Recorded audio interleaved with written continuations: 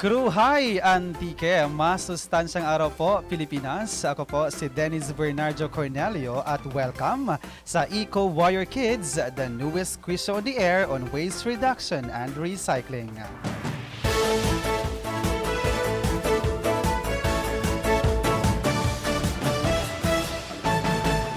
This program is brought to you by the Nutri-Eskwela Radio Kaabiyanan Community Radio Station and Basuraology TV YouTube channel. This quiz show on waste reduction and recycling aims to give importance and awareness on the proper implementation and management of our solid waste, not only to our locality here in Sibalom but the whole province as well, the entire country and the whole world in general.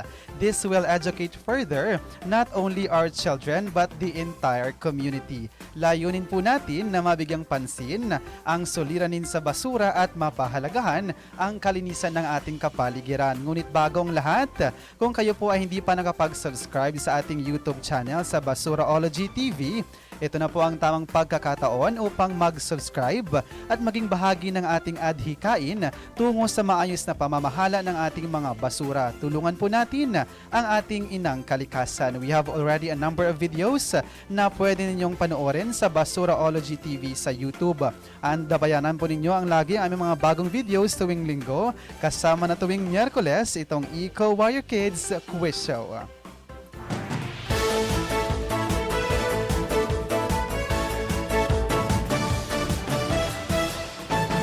Halina't ating kilalanin ng ating mga kasama ngayong araw. Sila ay ang mga mag-aaral mula sa Iglanot Elementary School at Pis-anan Central School. Sila ang magpapakitang gilas ng kanilang mga kaalaman patungkol sa basura. We will test their wit and intelligence on waste reduction and recycling, how these young minds are aware of the global concern on proper solid waste management that affects climate change, and do our children care for our environment. Atin silang kilalanin at tayo magsisimula kay player number 1. Ako gali si Jan Macrase Lastimoso, nagaedad kaon si katuig, nag-eskwela sa Iglanot Elementary School. Alright, ang ating player number 1 ay nagmula sa Iglanot Elementary School at siya ay si Ruzzel. May player number 2 naman tayo, magpakilala ka na. Masustansyang adlaw sa kapareho ko nga si Balungon. Ako dya si Rucco Rafael Huera, grade 6, representante kang Pis-anan Central School. Dapat natong tandaan ang paliibot dapat talungan. Sa halit aton dampigan, hugpong kita magbinuligay para sa kaaraydan kang tanan. Oh, wow, speaking like a politician. Welcome sa Eco Warrior Kids, Ruzzel at Rucco. Parehas na are yung mga players natin ngayong araw, and we love seeing you here becoming part of our advocacy. Now that we have met our players, cute players actually, eto naman ang ating mga mechanics para sa Eco Warrior Kids quiz on waste reduction and recycling. Mechanics of the game. The host will read the question once, while the right hand of the contestants must be on the promised fist position. The first player to press the buzzer button will be acknowledged by the host to answer the question. If the first player failed to answer in 5 seconds or got the wrong answer, the competing match player will have the chance to steal the question and answer. Each correct answer has its corresponding points according to the category of the question. All answers will be validated and scored accordingly by the Eco Warrior Kids Committee. The contestant with the highest score at the end of the game will be declared as winner. The first player to get a score of 15 points will automatically be declared as winner. In case of a tie, a clincher question will be asked. The first player to answer the question correctly will be declared as winner. The following are the categories with its number of questions and points. Easy round, 5 questions, 2 points each. Average round, 3 questions, 3 points each.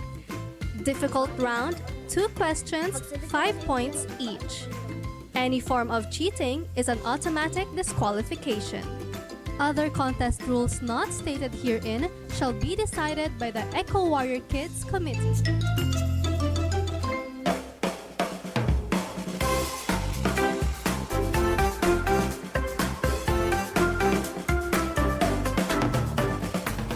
inyong napakinggan ang mga mechanics ng ating quiz show on the air at alam kong excited na ang lahat upang malaman ang mananalo ngayong linggo. But before we proceed, let us first check your buzzers. Let's hear it from player number 1.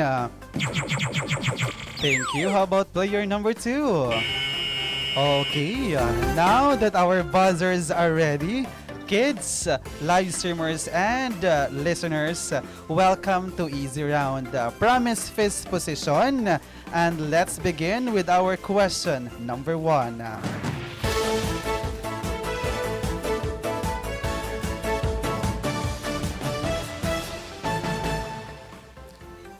Which of the following is not the benefit of recycling? Alin sa mga sumusunod ang hindi benepisyo ng pagresiklo? A.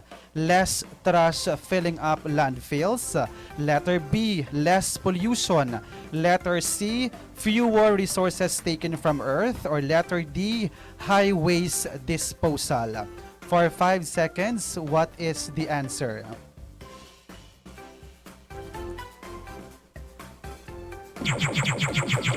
Ruzzel of Iglanot Elementary School. High waste disposal. High waste disposal ang kanyang sagot. Let's check validator. That is correct. Hindi po siya benepisyo ng pagre-recycle. 2 points para sa iyo, Ruzzel. Let's proceed with our question number 2.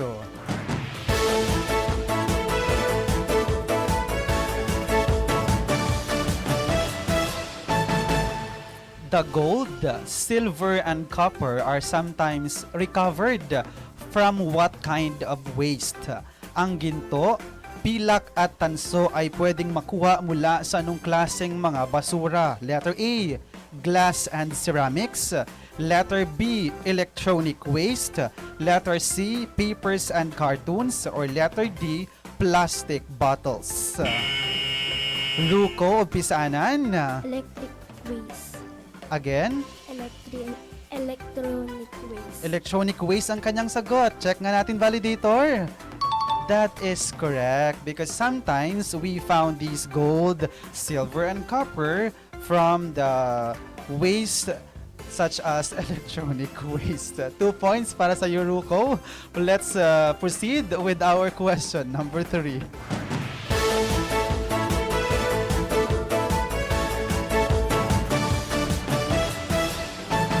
Which of the following is not a part of the environmental problem? Alin sa mga sumusunod ang hindi kabilang sa suliranin sa kapaligiran? A. Mining. Letter B. Waste segregation. Letter C. Climate change. Or letter D. Pollution.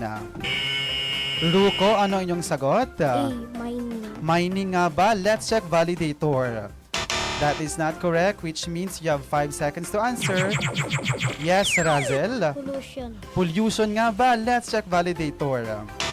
That is not correct because the correct answer is waste segregation. Isa sa mga maaari natin gawin upang makabawas sa suliranin sa kapaligiran ay ang pagsasagawa ng waste segregation or paghihiwalay ng basura sa ating mga tahanan. Hindi siya problema, bagkus ito ay solution. Promise fifth position, and let's proceed with our question number 4.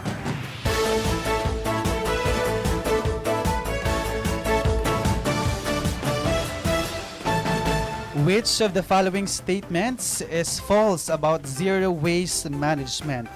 Alin sa mga sumusunod na pahayag ang hindi totoo tungkol sa zero waste management? Letter A, separate collection of each kind of waste. Letter B, segregation of garbage at the source. Letter C, community involvement. Or letter D, open dumping. For 5 seconds, what is the answer? Rucco, what is your answer? B. Segregation of garbage at the source. Letter B ang kanyang sagot. Let's check validator. May 5 seconds ka, Ruzzel. Separate collection of each kind of waste. Separate collection of each kind of waste nga ba? Let's check validator. Sayang because the correct answer is open dumping. Sige lang, promise fifth position para sa ating question number 5.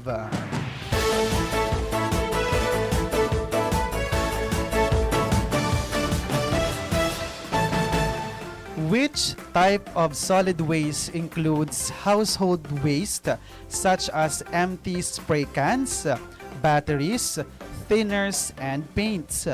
Anong uri ng solid waste ang kinabibilangan ng mga basura sa bahay tulad ng mga walang laman na spray can, baterya, thinner at pintura? Letter A, biodegradable waste.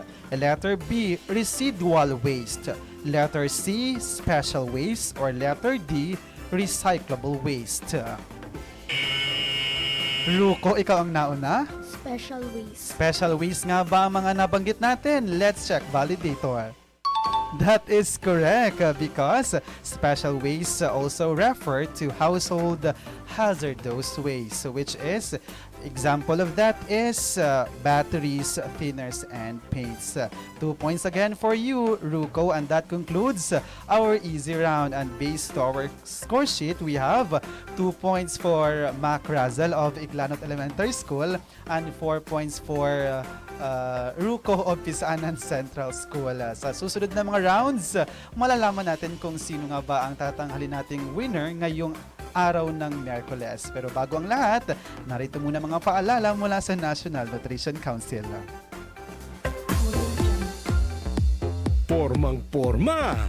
Asin. Original. Asin. Imported. Asin. Yan nabili mong iodized salt. As in din ba? Di lahat ng iodized salt, sakto ang iodine. Piliin ang may tatak saktong iodine. Sa asin, siguradong sakto sa iodine. Asin. Mga misis, saktong iodine sa asin ba yan? Asin.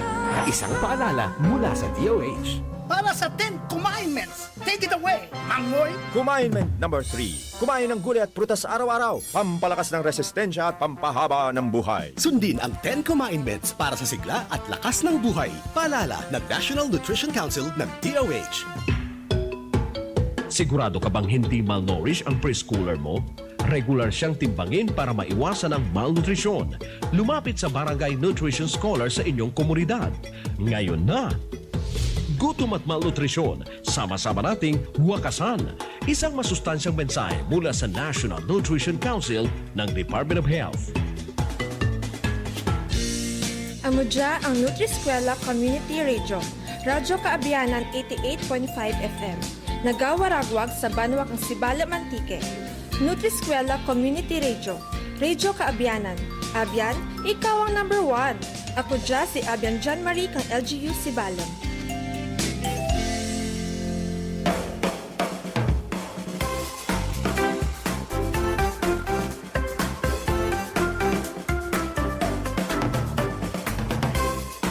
Welcome back to Eco Warrior Kids, quiz on the air on waste reduction and recycling. Kasama po pa rin natin ang mga Eco Warrior Kids na sina Ruzzel Lastimoso mula sa Iglanot Elementary School at John Rucco Huera mula sa Pis-anan Central School. Welcome players to the average round. Promise fifth position po tayo para sa ating question number 1.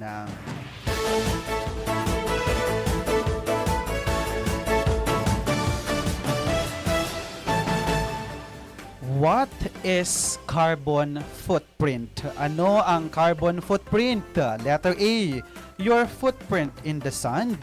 Letter B, how much carbon dioxide you breathe out. Letter C, an astronaut's footprint on the moon. Or letter D, total amount of greenhouse gases that are generated by our actions. Rucco, ikaw ang nauna? An astronaut footprints on the moon. Letter C ang kanyang sagot. Let's check. Validator. You have 5 seconds to answer. Ruzzel. Your footprint in the sun. Your footprint in the sand. Let's check. Validator. The correct answer is the total amount of greenhouse gases that are generated by our actions. Ang carbon footprint ay total amount of greenhouse gas emissions that come from the production, use, and end of life of a product or service. Sayang ating 3 points. Promise, face position pa rin tayo. Let's proceed with our question number 2.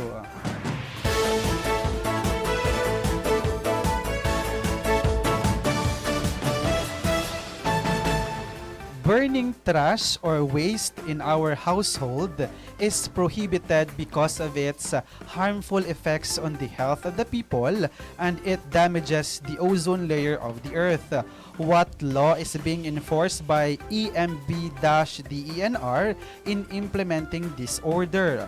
Ipinagbabawal ang pagsunog ng mga basura o mga dumi sa ating tahanan dahil sa masasamang epekto nito sa kalusugan ng mga tao at nakakasira ng ozone layer ng mundo. Anong batas ang ipinapatupad ng EMB-DENR sa pagpapatupad ng kautosang ito? Letter A, Building Code of the Philippines. Letter B, Fire Code of the Philippines. Letter C, Clean Air Act. Or letter D, Zero Waste Management. Ruzzel? Zero waste management. Zero Waste Management ang kanyang sagot. Let's check validator. That is not correct, which means you have 5 seconds to answer. Rucco. B. Fire Code of the Philippines. Fire Code of the Philippines. Dahil may na-mention tayong pagsunog. Let's check validator. That is not correct because the correct answer is Clean Air Act. The passage of the Philippine Clean Air Act on June 23, 1999 provides for a comprehensive air pollution control policy, as it outlines the government's measure to reduce air pollution by including environmental protection activities into its development plan. So, ang pagbawal sa pagsunog ng mga basura ay napabilang sa Clean Air Act. Sayang ang 3 points. Pero still, proceed tayo sa ating question number 3.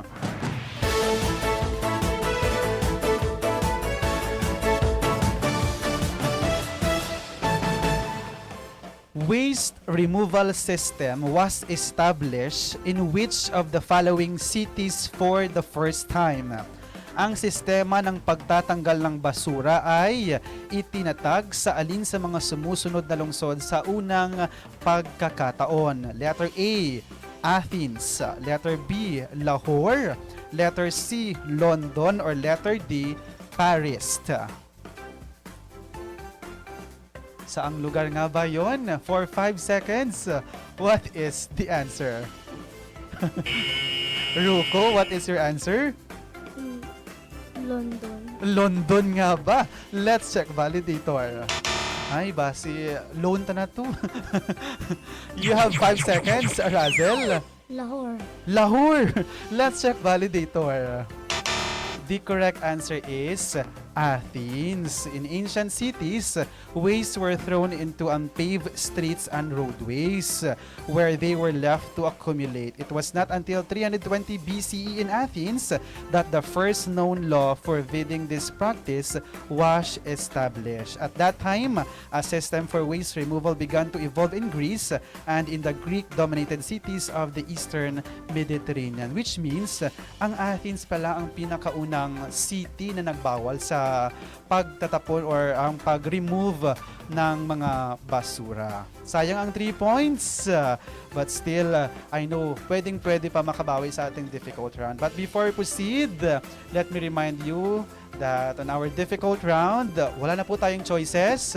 You will be the one providing your answer. Kayo na bibigyan na yung sagot, pero before pa man tayo magsimula, breathe in, breathe out muna tayo para mawala yung kaba.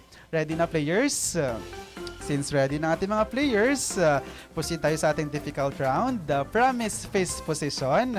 And let's begin the difficult round with our question number 1.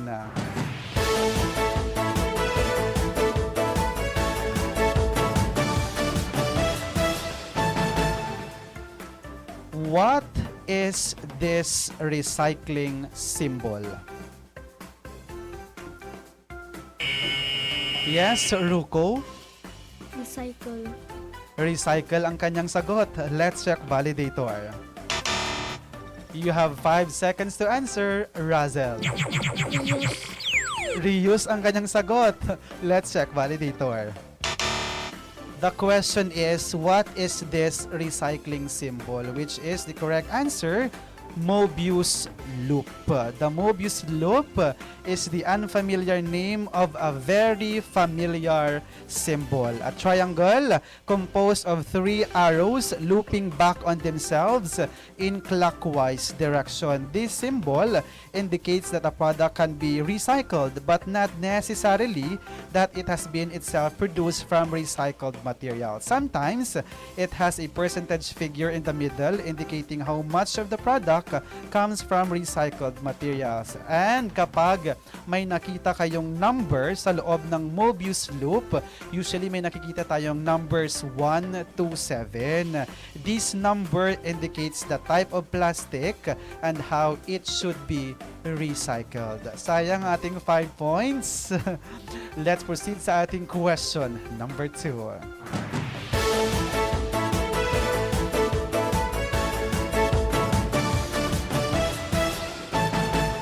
Let me remind you that our question number 2 will determine kung sino ang mananalo ngayong araw. If si Ruzzel ba ang makakasagot nito, siya magiging winner. Pero kung si Rucco naman ang makakasagot, siya ang magiging winner natin today. Question number 2, under RA 9003, this shall refer to a solid waste management practice of separating different materials found in solid waste in order to promote recycling and reuse of resources and to reduce the volume of waste for collection and disposal. It refers to a solid waste management practice of separating different materials.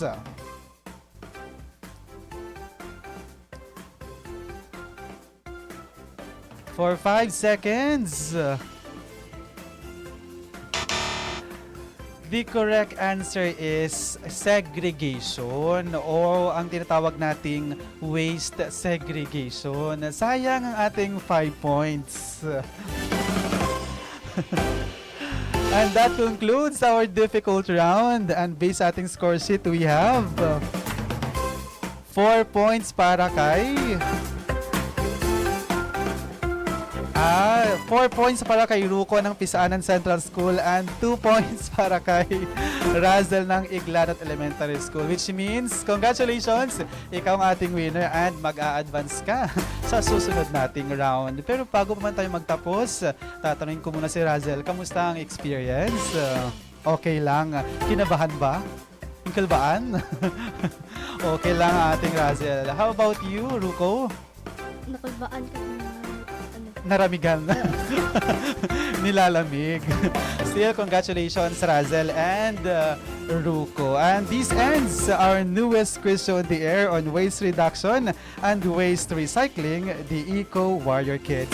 Maraming salamat sa lahat ng bumubuo ng Nutri-Eskwela Radio Kaabianan live streaming team at sa mga coaches at sponsoring schools ng ating mga kalahok ngayong Miyerkules. Thank you so much, Iglanot Elementary School at syempre sa Pis-anan Central School na full support para sa Eco Warrior Kids. Muli po tayong magkita-kita sa susunod na Miyerkules dito sa Nutri-Eskwela Radio Kaabianan at sa YouTube channel ng Basuraology TV.